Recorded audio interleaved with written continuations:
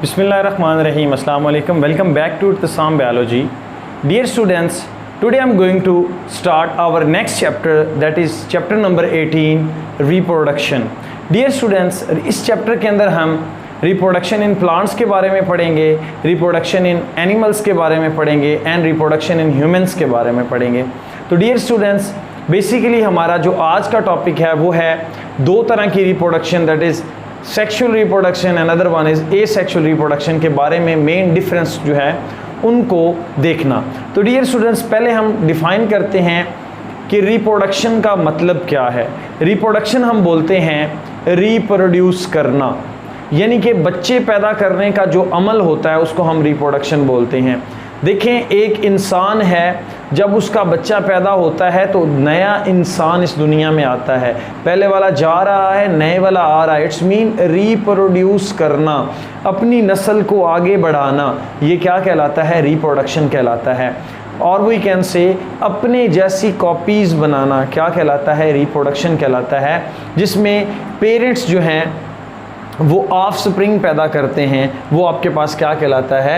Reproduction कहलाता है. Dear students, उसके साथ साथ हमारे पास ये किसके लिए ज़रूरी होता है? ये होता है स्पीशीज़ के सर्वाइवल के लिए.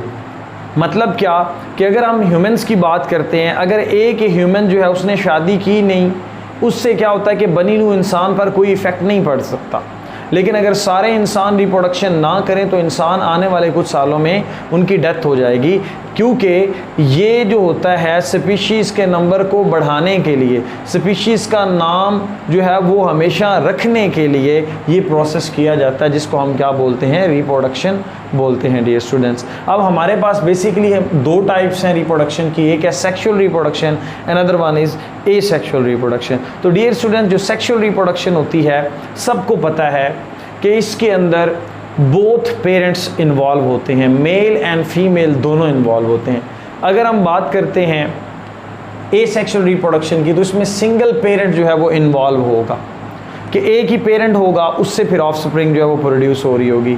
यहाँ पर क्या होता है कि बोथ मेल एंड फीमेल वो क्या करते हैं? गैमीट्स बनाते हैं, स्पर्म बनाते हैं, एग बनाते हैं, जिनकी फ्यूजन होती है, जाइगोट बनता है, जिससे एक नया जानदार वजूद में आता है. उसके बाद ये स्टूडेंट्स, ये प्रोडक्ट होता है माइटोसिस का.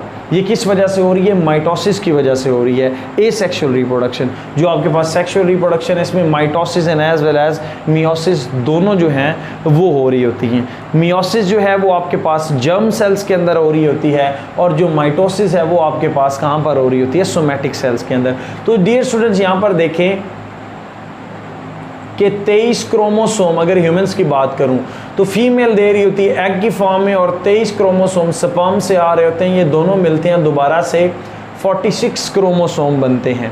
तो यहाँ पर देखें डियर स्टूडेंट्स कि स्पीशीज़ में क्रोमोसोम के नंबर को कांस्टेंट रखने के लिए भी जो है वो आपके पास मियोसिस जो है वो काम करती है. तो डियर स्टूडेंट्स, ये किस में हो रहा होता है? सेक्सुअल रिप्रोडक्शन में हो रहा होता है. तो इसके बाद आपके पास आता है कि ऑफस्प्रिंग्स आर आइडेंटिकल्स, कि जो बच्चे हैं वो एसेक्सुअल में बिल्कुल अपने पेरेंट्स जैसे होते हैं.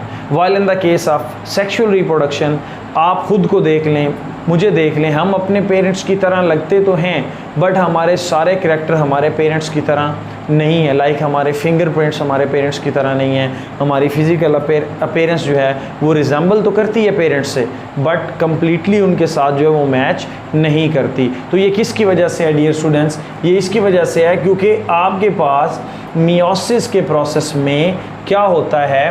क्रॉसिंग ओवर होती है. क्रॉसिंग ओवर होने की वजह से डियर स्टूडेंट्स रिकम्बिनेशन बनते हैं, और ये रिकम्बिनेशंस जो होते हैं ये वेरिएशंस की तरफ लेकर आते हैं, तब्दीलियों की तरफ लेकर आते हैं, जो पेरेंट्स से ऑफस्प्रिंग में मतलब कि डिफरेंट को जाहिर करता है. जो मेन डिफरेंस होता है वो आपके पास किसकी वजह से होता है? वेरिएशंस की वजह से होता है. जैसे मैंने आपको बोला है कि हमारे जो थंब प्रिंट्स होते हैं वो भी किसकी वजह से हैं? मियोसिस की वजह से हैं. उसके बाद डियर स्टूडेंट्स, हम बात करते हैं कि जो ए सेक्शुअल रिप्रोडक्शन होती है इसमें जो ऑर्गेनिज्म होते हैं वो अपने नंबर को बहुत जल्दी इंक्रीज़ करते हैं और उसी तरह से उनकी डेथ भी जो है वो उतनी जल्दी हो रही होती है क्योंकि ये ससेप्टिबल होते हैं, वो हम आगे देखेंगे। यहाँ पर इस प्रोसेस में क्या होता है, ये स्लो प्रोसेस होता है क्योंकि इसके अंदर अगर हम ह्यूमंस की बात करते हैं तो 28 डेज रिप्रोडक्टिव साइकिल जो होता है फीमेल का मेंस्ट्रुएशन साइकिल, उसमें एग की फॉर्मेशन जो है वो लेती है। And as well as dear students, जो आपके पास स्पर्म होते हैं वो 24 आवर्स के बाद मैच्योर होते हैं, तो ये कुछ टाइम ले रही है। अगर हम यहाँ पर देखें बैक्टीरिया की बात, तो एवरी 20 मिनट्स के बाद बैक्टीरिया जो है वो क्या कर रहा होता है, डिवाइड कर रहा होता है। तो ये लेस इम्यून होते हैं, ये मोर इम्यून होते हैं। अब ये क्या है डियर स्टूडेंट्स, क्योंकि जैसा बाप वैसा बच्चा, ये इम्यून सिस्टम इनका जो होता है वो स्लो होता है, ये ससेप्टिबल होते हैं। फॉर एग्जांपल हम बैक्टीरिया की बात करें, अगर पेरेंट जो है, पेरेंट बैक्टीरिया वो एंटीबायोटिक के लिए रेजिस्टेंट नहीं है, वो ससेप्टिबल है टुवर्ड द एंटीबायोटिक, एंटीबायोटिक की वजह से उसकी डेथ हो जाती है, तो ऑब्वियस सी बात है कि उससे पैदा होने वाले बच्चे की भी क्या होगी डियर स्टूडेंट्स, डेथ हो जाएगी। सो वो इम्यून सिस्टम उसका क्या होगा, लेस होगा। लेकिन अगर हम बात करते हैं सेक्सुअल रिप्रोडक्शन में इम्यून सिस्टम की, तो आपने देखा है कि ये क्रॉसिंग ओवर की वजह से रिकम्बिनेशन एंड देन वेरिएशंस आई हैं। तो ये जो ऑर्गेनिज्म होते हैं ये कम्प्लेक्स होते हैं, इनके अंदर वेरिएशंस होती हैं, तब्दीलियाँ होती हैं, और उन तब्दीलियों की वजह से डियर स्टूडेंट्स इनका इम्यून सिस्टम जो है वो क्या हो जाता है, स्ट्रॉन्ग हो जाता है। ये ईज़िली कॉप अप कर सकते हैं किसी भी जो आने वाली प्रॉब्लम होती है उसको, और उसके साथ कॉप अप करने के बाद अडेप्टेशन करते हैं। अडेप्टेशन करने के बाद डियर स्टूडेंट्स क्या करते हैं, वो फिर एवोल्यूशनरी हिस्ट्री में जो है बात चली जाती है, उनके एवोल्यूशन में आ जाती है बात। इस तरह से जो स्पीशीज़ हैं वो वक्त के साथ साथ इवॉल्व होती जाती हैं, एक स्पीशी से दूसरी स्पीशी का बनना, इसके लिए लॉन्ग टर्म चेंजेस जो हैं वो आती हैं। उसके बाद हमारे पास आते हैं डियर स्टूडेंट्स इसकी एग्जाम्पल, इसमें प्रोकैरियोटिक माइक्रोब्स हैं, यूकैरियोटिक प्रोटिस्ट्स हैं, यूनिसेलुलर। उसके बाद डियर स्टूडेंट्स हमारे पास lower invertebrates and lower plants हैं। अगर हम बात करते हैं इसकी, जो आपके पास है सेक्सुअल रिप्रोडक्शन, ये मल्टी सेलुलर ऑर्गेनिज्म के अंदर पाई जाती है डियर स्टूडेंट्स। उसके साथ साथ प्लांट्स के अंदर and higher animals including mammals and as well as humans and vertebrates. तो डियर स्टूडेंट्स ये आपके पास सिंपल टाइप है, और ये जो सेक्सुअल रिप्रोडक्शन है ये आपके पास कम्प्लेक्स टाइप हो। अभी ये कुछ कैरेक्टर्स हैं डियर स्टूडेंट्स जिनके बारे में हम पढ़ेंगे। उसमें सबसे पहले हमारे पास आता है गैमीट फॉर्मेशन।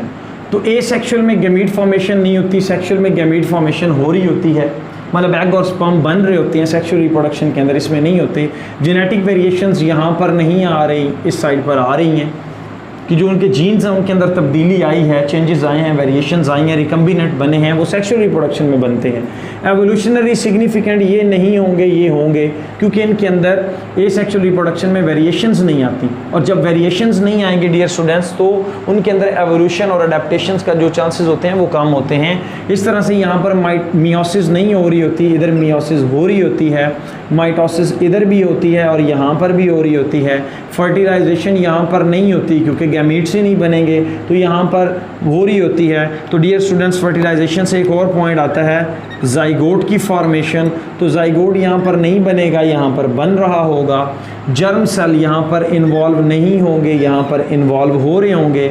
सो जाइगोट नीचे मैंने ऑलरेडी लिख दिया हो, यहाँ पर जाइगोट की फॉर्मेशन नहीं है, तो यहाँ पर जाइगोट की फॉर्मेशन हो रही होती है। तो ये था आपके पास dear students both sexual and asexual reproduction में डिफरेंस। इंशाल्लाह कल नए लेक्चर के साथ हाजिर होऊंगा। Stay connected. Thank you and अल्लाह हाफिज़।